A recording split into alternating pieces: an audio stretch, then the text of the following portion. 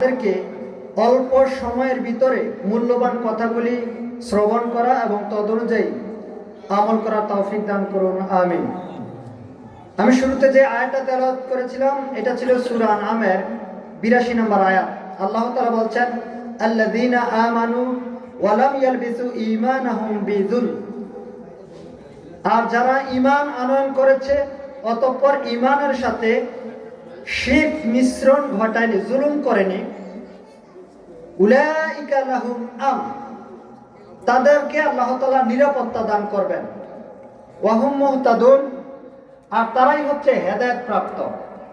এই আয়াতে আল্লাহ তাআলা বলছেন যারা ঈমানকে কলুষিত করেনি, জুলুম করেনি ঈমানের সাথে।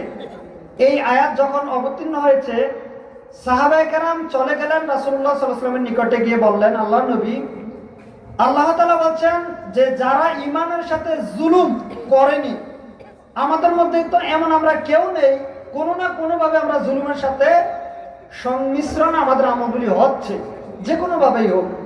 রাসূলুল্লাহ সাল্লাল্লাহু আলাইহি ওয়াসাল্লাম বলছেন যে এই জুলুম বলতে তোমরা যেটা বুঝছো সেটা নয়। এই জুলুম বলতে এটা হচ্ছে, তোমরা কি পাঠ করনি লোকমান হাকিম তার সন্তানকে বলেছিলেন, ইয়া বুনাইয়া লা তুশরিক বিল্লাহ ইন্নাশ শিরকা লা যুলমুন আযীম। হে কলিজার টুকরা সন্তান, তুমি আল্লাহর সাথে অংশীদার করো না, শিরক করো না, নিশ্চয়ই শিরক হচ্ছে সবচেয়ে বড় জুলুম। তাহলে রাসূলুল্লাহ সাল্লাল্লাহু আলাইহি ওয়াসাল্লাম বুঝিয়ে দিলেন যে এই জুলুম বলতে শিরককে। সম্মানিত উপস্থিতি, আল্লাহ সুবহানাহু ওয়া তাআলা সূরা ফুরকানের 25 নম্বর সূরার 23 নম্বর আয়াতে বলছেন, ওয়া কাদিমনা ইলা মা আমিলু মিন আমালিন ফাজআলনাহু হাবাআন মানসুরা। আল্লাহ তাআলা বলছেন, আর আমি তাদের আমলের দিকে ধাবিত হব, অগ্রসর হব, অতঃপর তাদের আমলগুলিকে ধুলায় কণায় ধূসরিত করে ফেলব। কাদের আমল? আল্লাহ তাআলা অন্য আয়াতে এর ব্যাখ্যা করেছেন। সম্মানিত উপস্থিতি, শিরক হচ্ছে পৃথিবীর সবচেয়ে বড় মহাপাপ। পৃথিবীতে যত পাপ রয়েছে তার মধ্যে সবচেয়ে বড় পাপ হচ্ছে আল্লাহর সাথে অংশীদার করা। এটা হচ্ছে সবচেয়ে জঘন্যতম পাপ, যার অন্য কোনো ক্ষমতা নেই। সম্মানিত উপস্থিতি, রাসূলুল্লাহ সাল্লাল্লাহু আলাইহি সাল্লামকে আল্লাহ সুবহানাহু ওয়া তাআলা বলছেন, হে মুহাম্মদ সাল্লাল্লাহু আলাইহি সাল্লাম, আপনি তাদেরকে বলে দিন, সূরা কাহফের 103 এবং 4 নম্বর আয়াতে বলছেন, কুল, হে নবী আপনি বলুন, হাল নুনাব্বিউকুম বিল আখসারিনা আমালা, যে আমি তোমাদেরকে কি বলে দেব, হাল নুনাব্বিউকুম বিল আখসারিনা আমালা, তোমাদের মধ্যে সবচেয়ে বেশি ক্ষতিগ্রস্ত কে বা কারা? আল্লাযীনা দাল্লা সাইয়ুম ফিল হায়াতিদ দুনিয়া, যাদের আমলগুলি দুনিয়াতে শেষ, যারা দুনিয়াতে আমল করেছে দুনিয়াতে শেষ, এগুলি আর পরকালের মাঠে টিকবে না, এমন লোকদের সন্ধানকে আমি বলবো না?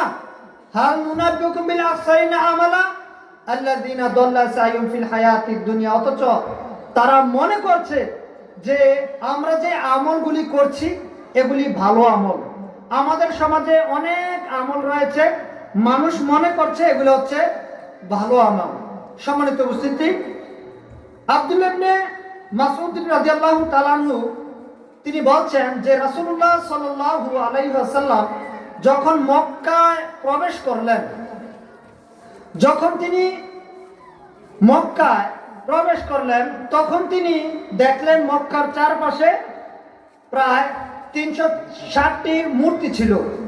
এই মূর্তিগুলিকে তিনি লাঠি দ্বারা আঘাত করলেন আর বললেন, জা আল হক ওয়া জাহাকাল বাতিল ইন্নাল বাতিলা কানা যাহুকা। রাসূলুল্লাহ সাল্লাল্লাহু আলাইহি ওয়াসাল্লাম বলছেন, এসেছে সত্য, চলে গেছে মিথ্যা, নিশ্চয়ই মিথ্যা চিরদিন মিথ্যা, মিথ্যা চিরদিন মিথ্যা, এটা বাতিল। রাসূলুল্লাহ সাল্লাল্লাহু আলাইহি ওয়াসাল্লাম বুঝিয়ে দিলেন। রাসূলুল্লাহ সাল্লাল্লাহু আলাইহি ওয়াসাল্লামের ভাষা বোঝা যাচ্ছে যে ছবি মূর্তি এগুলি হচ্ছে শিরকের উৎস। আমাদের সমাজে অনেক মানুষে অনেক বড় বড় আলেমের ছবি পর্যন্ত ঘরের মধ্যে বিভিন্ন জায়গার মধ্যে লটকিয়ে রাখে, কিন্তু রাসূল মুহাম্মদ সাল্লাল্লাহু আলাইহি ওয়াসাল্লাম তার ভাষায় বোঝা যাচ্ছে যে ছবি মূর্তি হচ্ছে শিরকের উৎস। তিনি বলছেন আলী রাদিয়াল্লাহু তাআলা আনহুকে যে লা তাদাউ সূরাতান ইল্লা তামাসতাহা ওয়ালা কবরান মুশরিফান ইল্লা সাওয়াইতা। তিনি বলছেন আলী, তুমি ছাড়বে না কোনো উঁচু কবর, সবগুলিকে ভেঙে সমান করে দাও, এবং ছাড়বে না কোনো ছবি মূর্তি, সবগুলিকে তুমি ভেঙে খান খান করে দাও, চৌচির করে দাও। তাহলে বোঝা যাচ্ছে যে ছবি মূর্তি এবং উঁচু কবর এগুলি সম্পর্কে রাসূল মুহাম্মদ সাল্লাল্লাহু আলাইহি সাল্লাম বলছেন এগুলো হচ্ছে শিরকের উৎস, এগুলাকে ভেঙে চৌচির করতে হবে, খান খান করে দিতে হবে। সম্মানিত উপস্থিতি, আমাদের মাথার উপরে যে সমস্ত ছবিগুলি বিভিন্ন জায়গাতে আমরা লটকিয়ে রাখি, ফুলের মালা দিয়ে ঘরের মধ্যে ছবি সামনে রেখে অনেকে সালাত আদায় করছে। এই যে ছবিগুলি দিয়ে আপনি সালাত আদায় করছেন, রাসূলুল্লাহ সাল্লাল্লাহু আলাইহি সাল্লাম এই ছবি মূর্তি যে ঘরে থাকবে ওই ঘরে তিনি বলছেন মালায়েকা তথা আল্লাহর ফেরেশতারা প্রবেশ করে না। যেই ঘরে ছবি মূর্তি থাকবে ওই ঘরে রহমতের ফেরেশতাই প্রবেশ করে না। তাহলে আপনি ছবি মূর্তি দিয়ে কিভাবে সালাত আদায় করছেন, ছবি মূর্তিকে সামনে রেখে কিভাবে সালাত আদায় করছেন? আমাদের দেশে বহু আমল রয়েছে, যেই আমলগুলি মানুষ ভালো মনে করেই করছে, কিন্তু সেই আমলগুলি শিরকে পরিণত হচ্ছে। তার কয়েকটা উদাহরণ আপনাদের সামনে আমি পেশ করলে আশা করি বিষয়টা ক্লিয়ার হবে। সূরা আরাফ, সূরা আরাফের 3 নম্বর আয়াতে মহান আল্লাহ ইরশাদ করেন, ইত্তাবিউ মা উনজিলা ইলাইকুম মির রাব্বিকুম ওয়া লা তাত্তাবিউ মিন দুনিহি আউলিয়া কলিলাম মা তাযাক্কারুন। মহান আল্লাহ বলেন যে ইত্তাবিউ মানে অনুসরণ করো, মা মানে যাহা কিছু, উনজিলা মানে নাজিল করা হয়েছে, ইলাইকুম তোমাদের প্রতি, মির রাব্বিকুম তোমাদের রবের পক্ষ থেকে, ওয়ালা তাত্তাবিউ অনুসরণ করো না, মিন দুনিহি এটা ব্যতীত, আউলিয়া যদিও সে তোমার কোনো আউলিয়া হয়। ওলিউনের বহুবচন হচ্ছে আউলিয়া। আল্লাহ তাআলা বলছেন যে ইত্তাবিউ মা উনজিলা ইলাইকুম মির রাব্বিক ওয়ালা তাত্তাবিউ মিন দুনিহি আউলিয়া। খবরদার কোন ওলি আউলিয়ার অনুসরণ করো না যদি সেটা কোরআন এবং সুন্নাহ ব্যতীত হয়। কলিলাম মা তাযাক্কারুন, তবে তোমাদের খুব কমই তোমরা উপদেশ গ্রহণ করো। সমাজের মানুষ, দেশের মানুষ, রাষ্ট্রের মানুষ খুব কম সংখ্যক থাকবে যারা উপদেশ গ্রহণ করবে। আল্লাহ বলেছেন, আল্লাহ সুবহানাহু ওয়া তাআলা সূরা ইউসুফের 106 নম্বর আয়াতে বলছেন যে ওয়ামা আকসারুহুম বিল্লাহি ইল্লা ওয়া হুম মুশরিকুন, তোমরা যাদেরকে দেখছো ঈমান এনেছে তোমাদের মধ্যে, এই ঈমান আনার পর অধিকাংশ মানুষ আবার মুশরিক। ঈমান আনার পর অধিকাংশ মানুষ শিরকে লিপ্ত, ঈমান আনার পর অধিকাংশ মানুষ মুশরিক। সূরা ইউসুফের 106 নম্বর আয়াতে বলছেন। তাহলে বোঝা যাচ্ছে যে বেশিরভাগ মানুষ ঈমানের উপরে অবিচল অটল থাকতে পারবে না। সম্মানিত উপস্থিতি, অনেক নবীর ঘটনা আপনারা জানেন। নূহ আলাইহিস সালামের ঘটনা, কত বছর তিনি দাওয়াতি কাজ করে মাত্র 80 জন মানুষ তিনি উম্মত হিসাবে, যাদেরকে সঠিক অনুসারী হিসাবে পেয়েছেন, মতানৈক্য রয়েছে। সম্মানিত উপস্থিতি, আমি আপনাকে এই দৃশ্যে এটা বুঝাতে চাচ্ছি যে বাংলাদেশের মধ্যে যদি আপনি ধরে নেন সহিহ আকীদার যে সমস্ত আলেম ওলামারা যারা দাওয়াতি কাজ করছেন, তাদের দাওয়াতি কাজে যদি আপনি মনে করেন যে সারা বাংলাদেশে 1000 মানুষ যদি দাওয়াত গ্রহণ করে থাকে, এতেই তারা সফল, এতেই তারা সফল।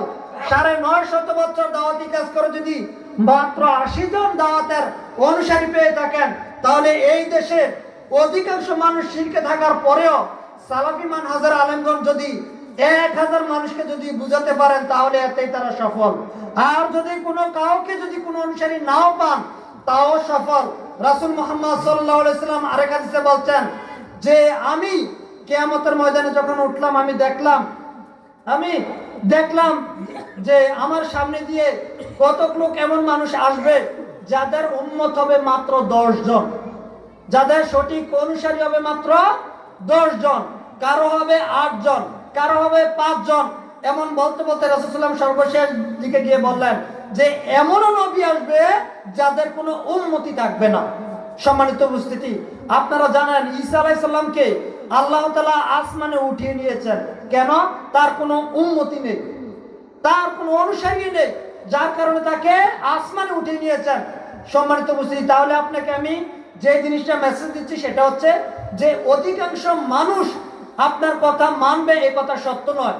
আল্লাহ সুবহানাহু ওয়া তাআলা আমাদেরকে বুঝার তৌফিক দান করুন। আমি বলছিলাম যে সূরা আরাফের 180 নম্বর আয়াতে আল্লাহ তাআলা বলছেন ওয়ালিল্লাহিল আসমাউল হুসনা ফাদউহু বিহা ওয়া যারুল্লাযিনা ইয়ালহিযুনা ফি আসমাইহি। আল্লাহ তাআলা বলছেন আল্লাহর রয়েছে সুন্দর সুন্দর নাম, সেই নামগুলি দিয়ে তুমি তোমার রবকে ডাকো, সেই নাম দিয়ে তুমি তোমার সৃষ্টিকর্তাকে ডাকো। আল্লাহর অসংখ্য নাম রয়েছে, যেই নামগুলি আল্লাহ তাআলা নিজেই চয়েস করেছেন। আল্লাহর নাম অসংখ্য, এই নামগুলি তিনি যেভাবে বলেছেন সেভাবেই আমাকে ডাকতে হবে। আল্লাহ সুবহানাহু ওয়া তাআলা কোরআনুল কারীমে সূরা তাওবার 31 নম্বর আয়াতে বলছেন ইত্তাখাযু আহবারাহুম ওয়া রুহবানাহুম আরবাবাম মিন দুনিল্লাহি ওয়াল মাসীহ ইবনে মারইয়াম। আল্লাহ তাআলা বলছেন তারা তাদের আলেম ওলামাদেরকে, পাদ্রী পুরোহিতদেরকে আল্লাহর পরিবর্তে রব বানিয়ে নিয়েছে।